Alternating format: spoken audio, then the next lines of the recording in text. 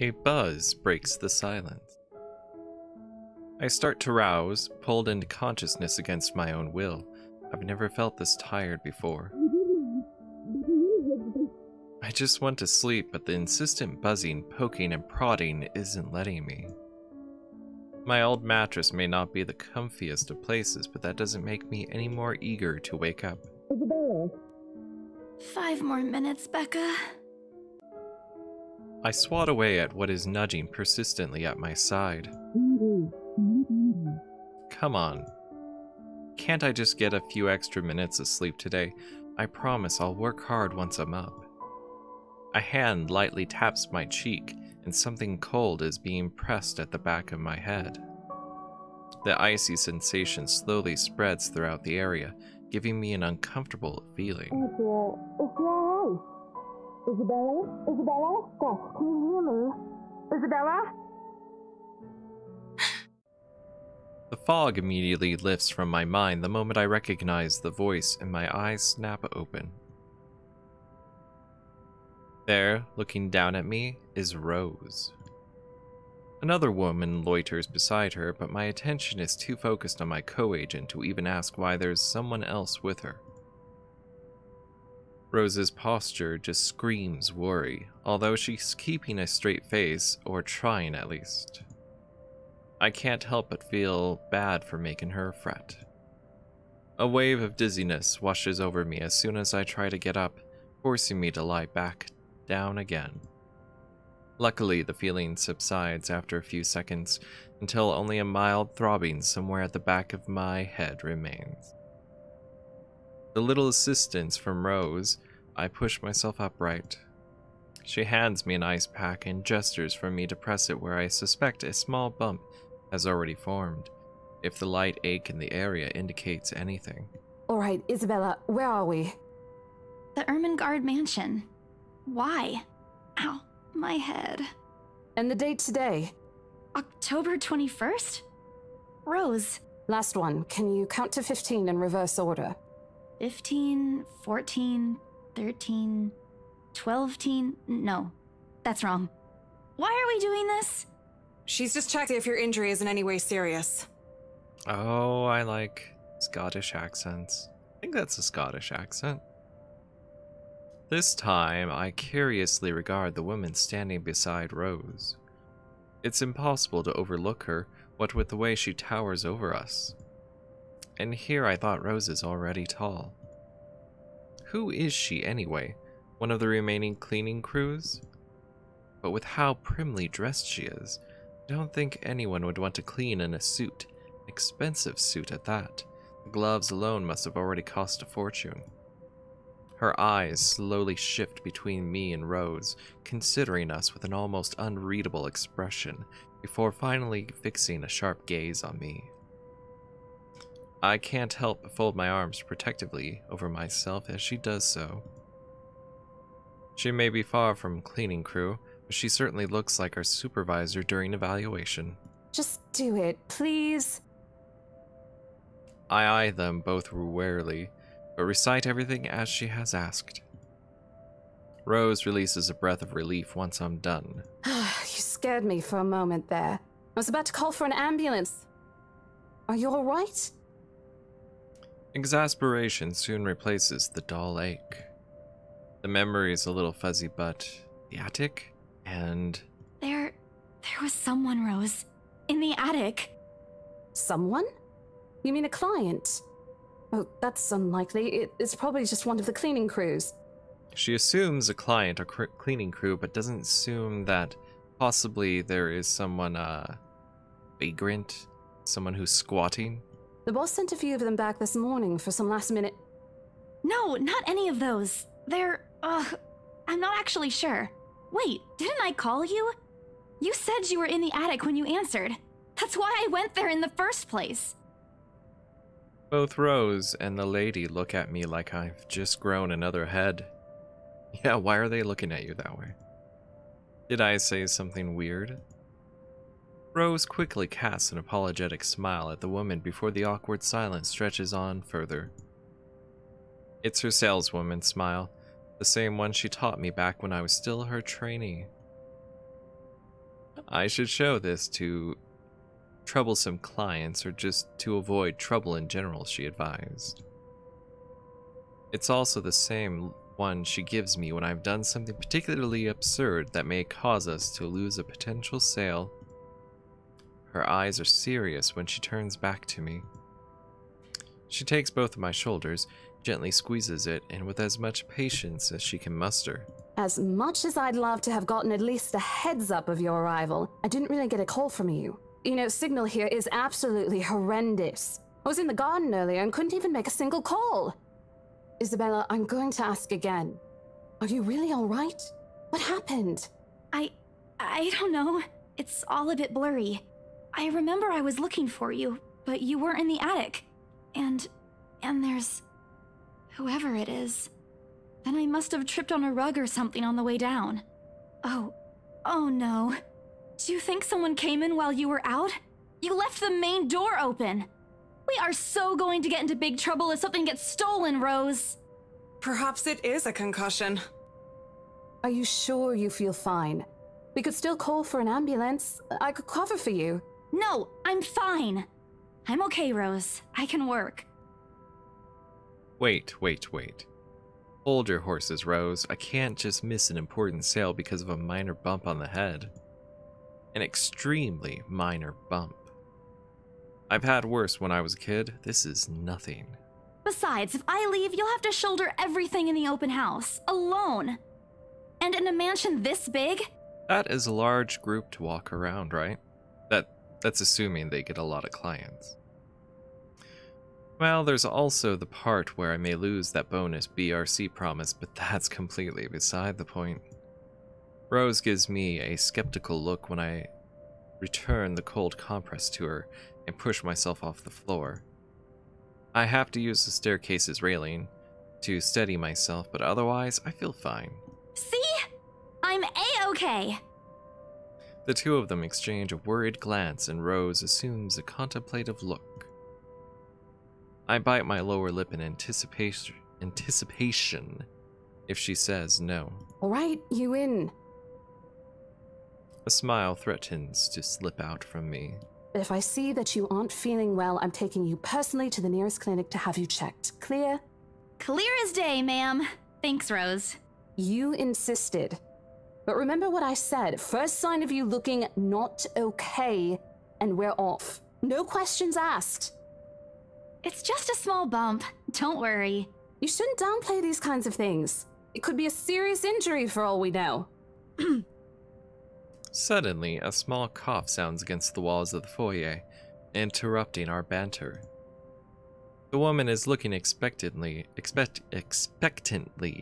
at the two of us, her stare making me shrink back a little on myself. She isn't really intimidating. Well, she is, but not in the scary, negative way. Far from it. Actually, her demeanor simply commands an air of sophistication and respect.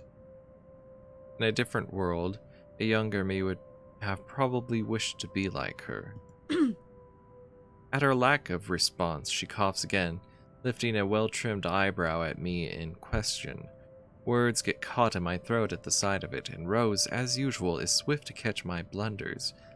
Well, it's her fault for just coughing and not actually speaking up. My sincerest apologies, Miss McCulloch. Marianne McCulloch. Oh, fancy. She hands Rose her business card. The words interior designer catches my eyes before my partner flips it over. Oh, probably someone interested in the mansion for its 17th century influences then. I won't hold it against her, though. Despite the hearsays and remaining uninhabited for years, the mansion's original fittings and furniture have been kept completely intact and restored to pristine condition. I suppose some people find that trip to the past feeling appealing. After all, with what it offers, this place could also be a haven for people looking to live somewhere with a classic historical charm. McCulloch, I'm Rose Cooper, and this is my partner, Isabella Santos. We're just ironing out a few things, but we'll be starting the tour soon enough. In the meantime, we've prepared some refreshments for you in the parlor while you're waiting. If you could please. Thanks. There's no need for it, though. I just dropped by for a quick survey of the place. I thought I should check the estate before I meet with the homeowners. Rose's confusion is impossible to miss when she glances at me, but I return it with an equally perplexed look. And, against my better judgment, I blurt out the first question that comes to mind. I'm sorry. Homeowners? How is that against your better judgment? Isabella, you're way too harsh on yourself. I should have kept my mouth shut. A flash of irritation crosses her face, but it instantly disappears under a mask of professional detachment. Yes. Hannah, right? I was hired by her to handle the interior design for their newly bought home. This is the Ermengarde mansion, right? It is, but... She pauses, possibly trying to find the right words to fix the awkward situation without offending someone. Suddenly, Rose nudges me with her elbow. That seems like the professional one. We'll check with our supervisor. Those few moments have given me enough time to clear my head of any nervousness or confusion clouding it. It is, ma'am, but we weren't aware the mansion has already been sold. What do you mean? I almost flinch when she turns her gaze on me, but I stand my ground. Besides, it isn't like I haven't dealt with awkward situations like this before. I may screw up at times, but that doesn't mean I haven't learned a thing or two in the 5 years I've worked in this business. The mansion is indeed for sale, ma'am. Today's the open house, in fact. However, we haven't heard anything from the higher-ups that a deal has already been closed for this particular property. If you'd like, my co-agent and me can check with them right now. She nods. What did the... bounciness in this game, it's baffling. She nods, seemingly in deep thought after I finished, and that was such a deep nod indeed. She appears to be a reasonable person anyway. Given the proper explanation, she'd surely understand. I thought something looked odd when I arrived here. Excuse me, I think I need to make a call to my secretary. Thank you for your assistance, Miss Santos. The slight wave of her hand, she leaves us. That seems to be the end of it. Both Rose and I breathe a sigh of relief. Disaster averted. I also don't miss the thumbs up she gives me for doing a good job, and I can't help but swell with pride. Still, I've already prepared myself to dial the number to our Luxborn office and check even if she hadn't asked for it. I will be very frustrated if, for some reason, something has already been decided without mine or Rose's knowledge. That's a whole new level of unfair. We've been working hard on this. Moments later, Miss McCulloch returns, looking a little frustrated, but with an apology clear in her face. I feel a little sorry for her having to go through all this trouble. There seems to have been a little misunderstanding with my client. If you'll allow it, I'd like to stay and wait for them here. I was informed they'll be dropping by for the open house today. I figured it'd be a waste to just leave after that long drive. I might as well meet him here. Certainly. You could stay at the parlor in the meantime, ma'am. I'm sure it won't be long before our guests arrive. And, Isabella, I left a few documents in my car. You know where I keep those. Can you please get it for me? Rose takes a glance at her wristwatch before tossing me a set of keys. And hurry! We've still got a few minutes to double-check those papers. Okay, got it. The two of them disappear behind the parlor's door. Their departure brings with it a stillness to keep me company, neither welcoming nor comforting. Alone like this, it's impossible not to think of what really happened. I wish the memory isn't as elusive as it normally is. Then again, Rose already said she didn't receive any call from me. Was it just paranoia? A temporary lapse after having heard of all those tales about this place? Probably. I want to think of it as such. Better to think of it as such so I can work in peace. Except a small part of my mind begs to differ. And if I am going to be completely honest with myself, I want nothing more than to leave this place as soon as possible. I don't know what's in this house, and I don't want to know.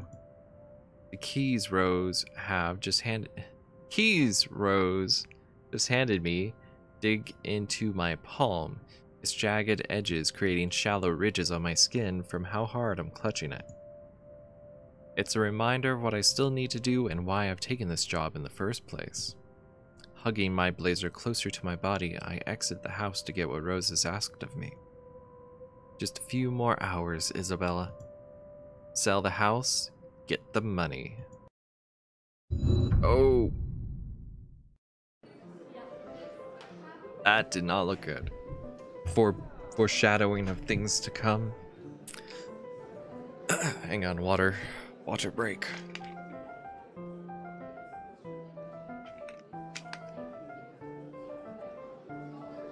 A flock of people have already gathered in the mansion's front yard by the time we officially open the doors.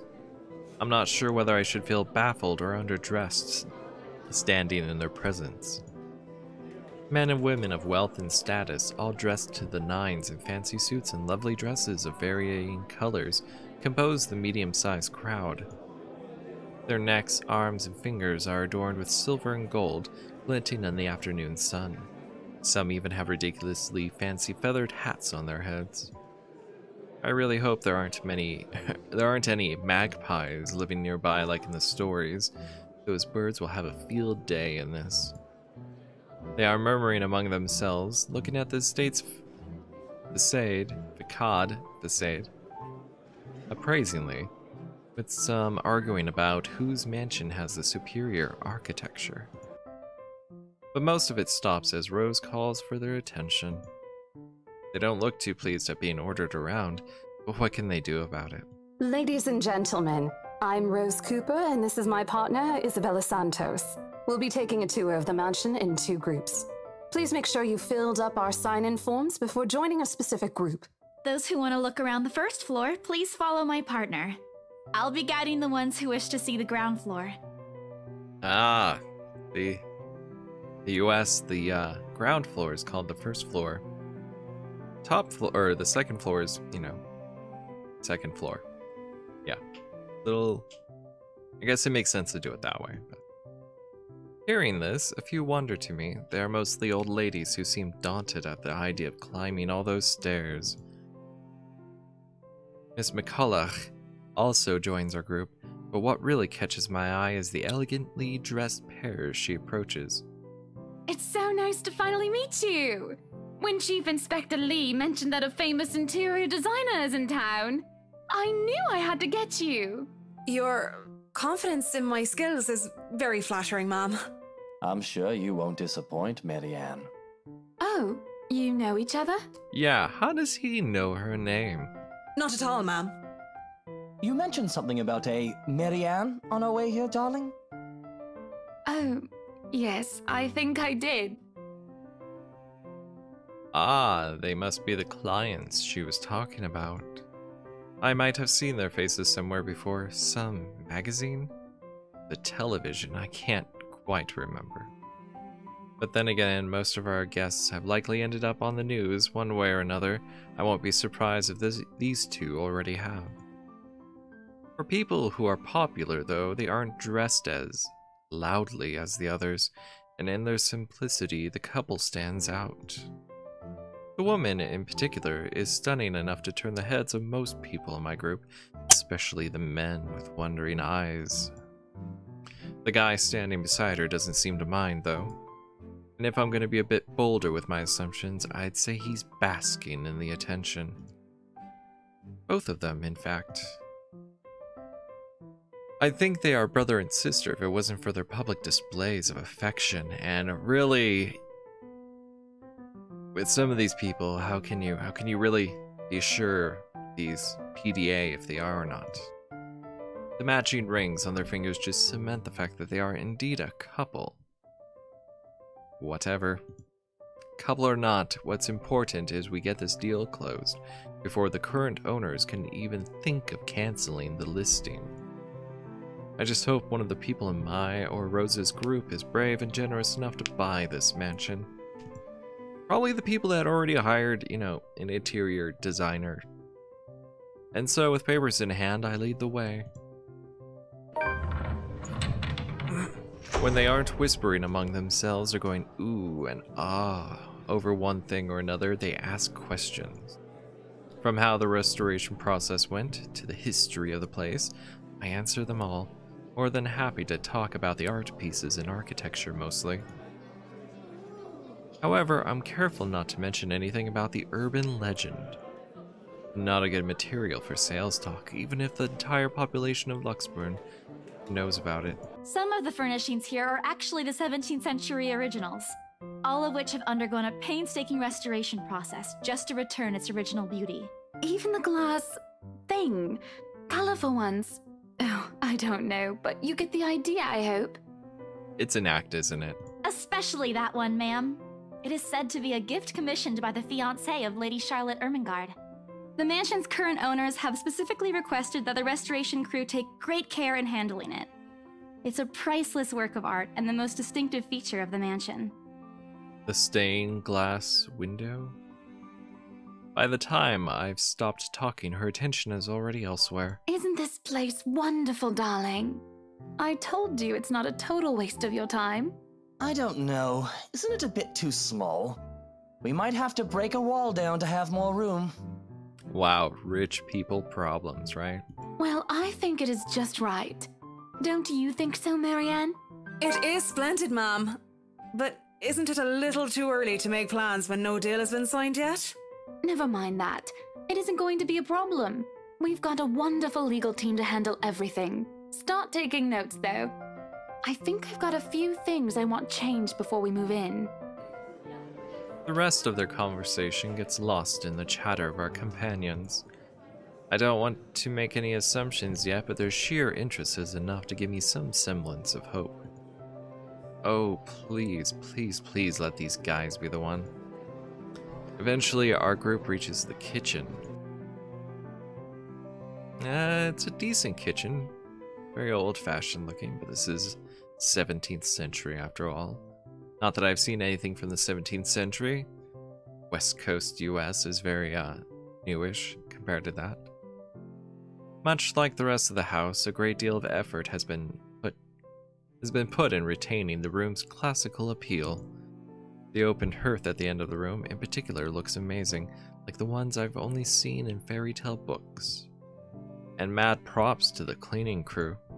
Seriously, after overhearing hundreds of their complaints about the soot and tar staining the bricks and how much of a pain in the arse cleaning this will be, they still managed to pull this off.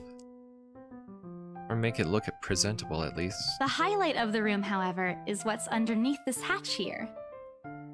It's where the prison with all the dead bodies is located.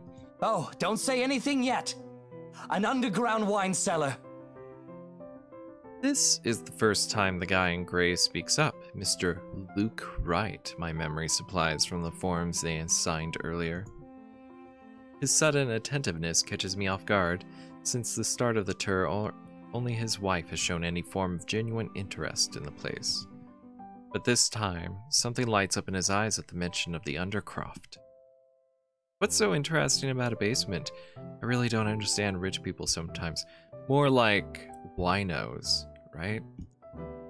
Right now, he just gives me the impression of a child who has seen what he absolutely wants for Christmas. I've always found it cute whenever I see children act that way, my younger siblings especially. On a grown man, it's almost funny. Yes, sir. It could house around 7,000 to 11,000 bottles of wine. Truly? And the room? How was it built? Slave labor.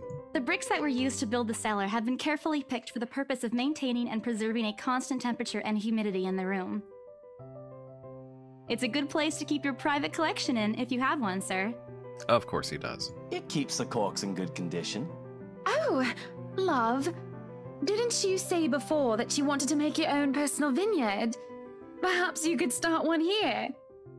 I've seen that maneuver that she's doing right now. I know exactly what she's doing. You know we're going to need space for that, darling. And this isn't big enough? If it's space you're worried about, sir, the Ermengarde mansion sits on a 46-acre lot. There's plenty of room for it. Just gravity-defying bouncing. We were told that the original owners had a horse stable built here before, too. There's a contemplative expression on Mr. Wright's face, but he doesn't say anything further. His wife, however, seems really pleased that he has started to show interest, if only a little. I smile to myself. I may not completely understand how these people's minds work, but I sure as hell know how to spot a buyer with sincere interest. Score.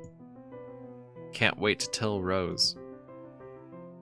The rest of the tour goes by without a hitch. After more than half an hour, we're able to cover almost every room in the ground floor and are heading to the parlor. Funny, first time BRC had us survey the property, I kept complaining to Rose how big it is. Now I can't even bring myself to care no matter how much my feet hurt. Maybe this is my excitement over a possible sale.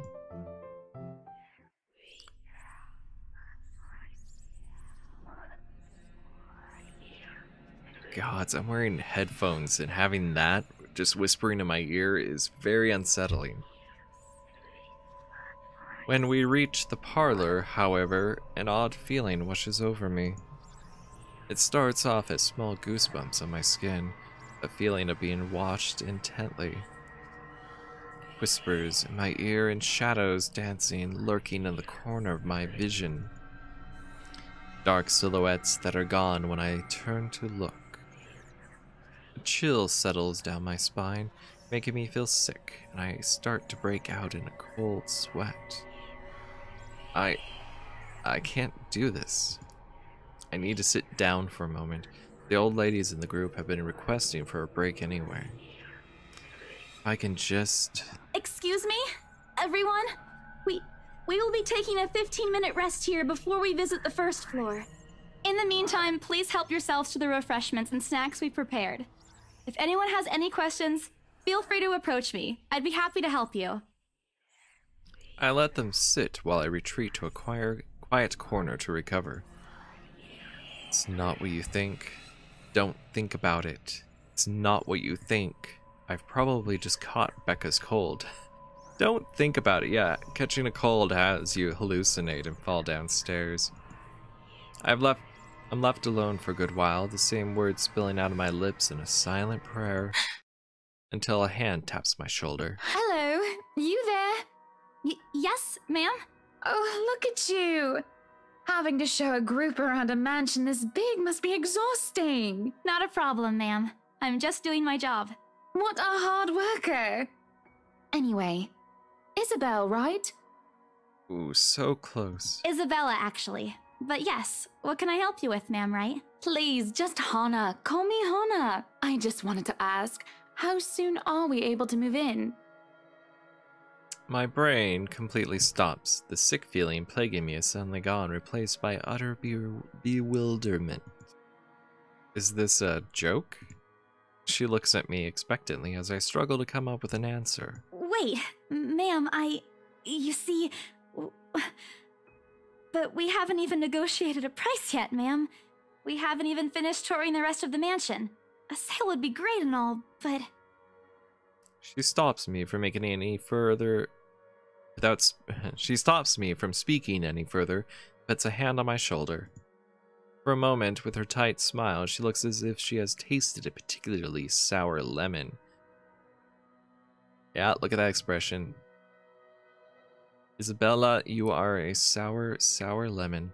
Oh, please, sweetie, don't insult me. Money is not a problem. And, just between you and me, this place is better off with us than with some old lady who will probably just fill it up with cats. Nothing wrong with that. I personally don't think there's anything wrong with having cats here, ma'am Hana. I'm sure there's more than enough space here if you want pets. Perhaps I'm still not feeling well, but really, what's wrong with cats? More importantly, why is she talking about moving in already? Well, I'm more of a dog person. But you see, this is going to be a gift to my darling. It's going to be our anniversary soon, and it would be so wonderful if you can secure its purchase for us. Why, I can even offer something extra if you help us out with the paperwork. Bribery.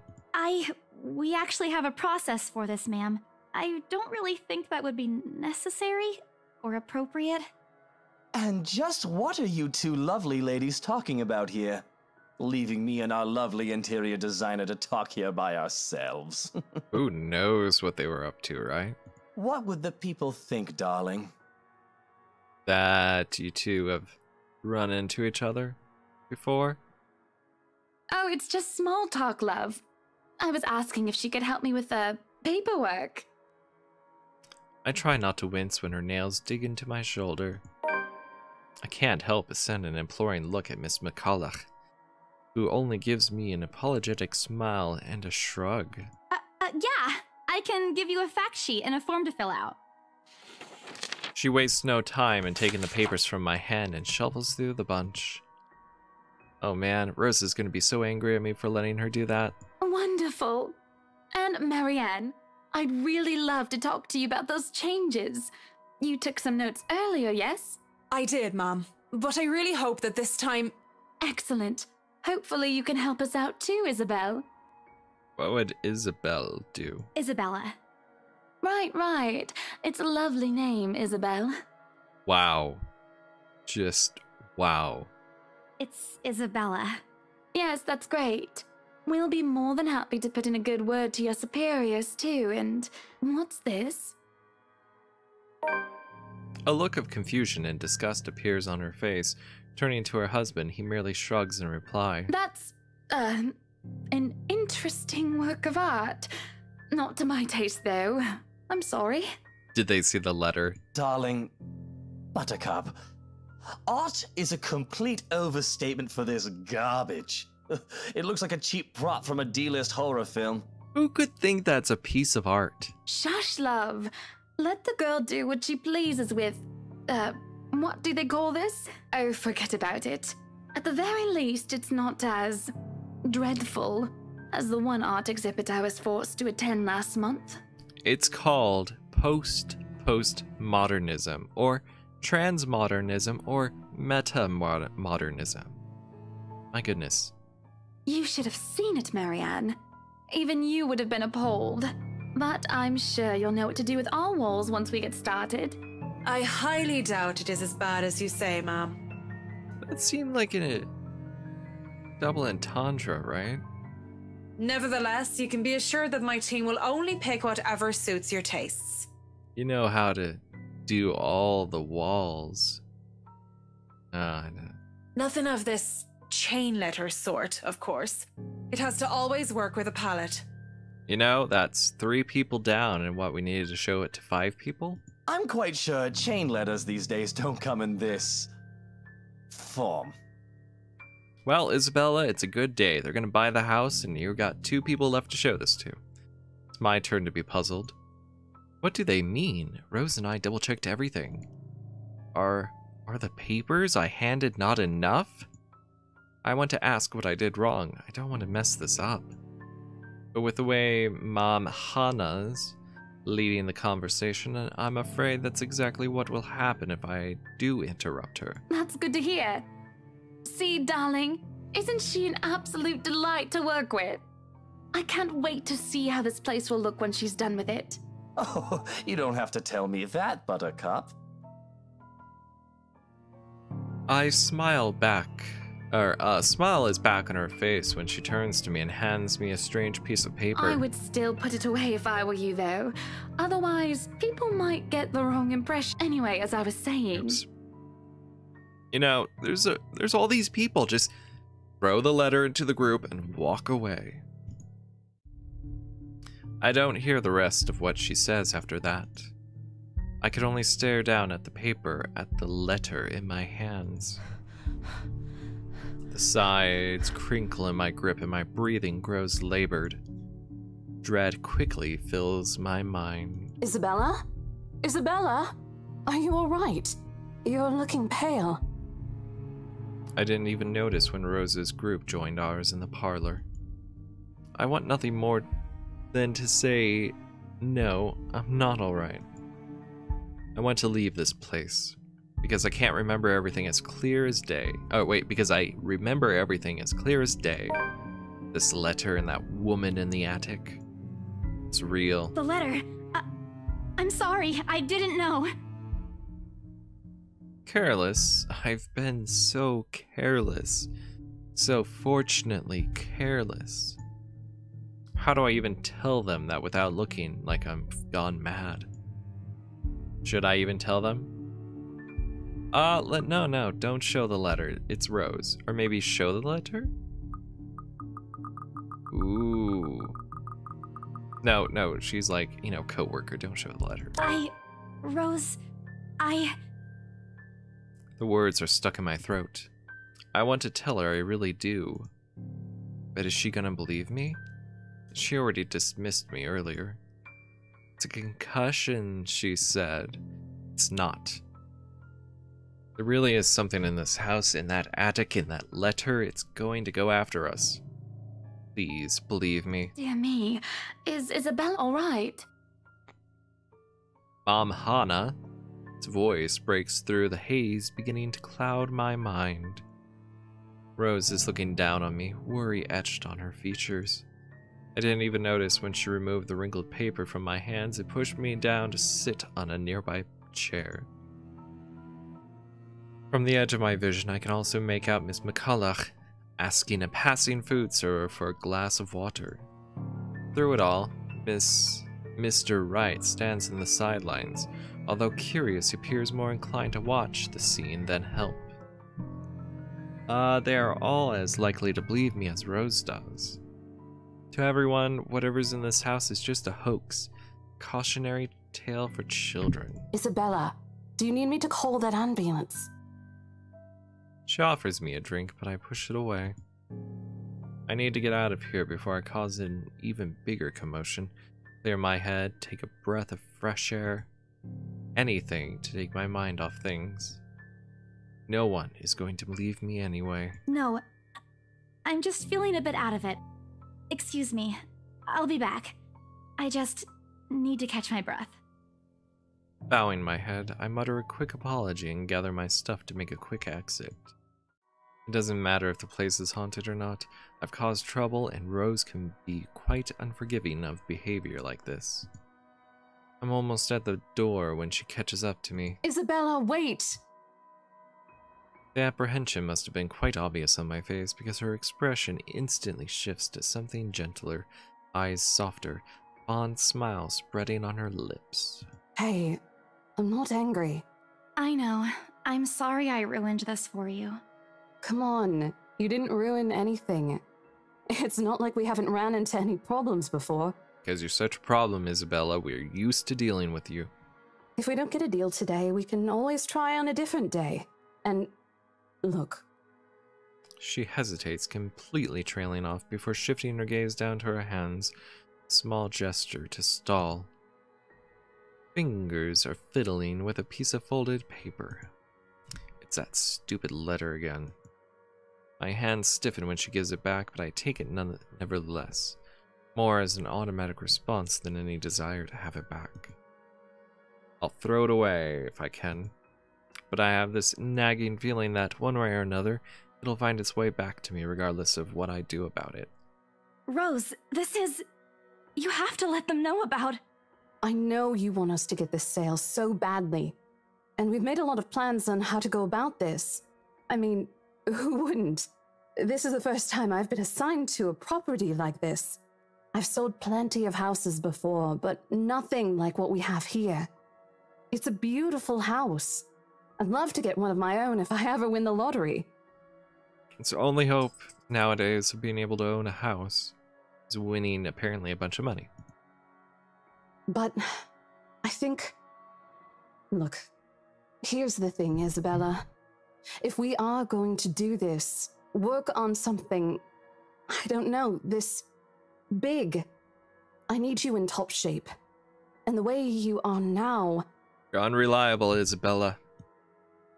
My mind stops. What? Wait, no, I can still work. I just need to get myself together. That's what you said earlier. I let it go because I thought, hey, it's your own body and you should know more than anyone how you feel. But after this, I really think you should take a break.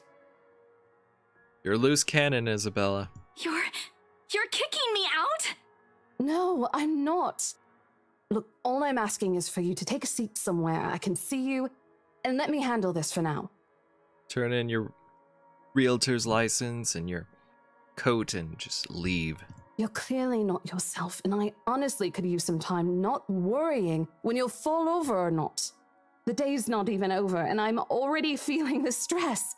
Please, humor me just this once.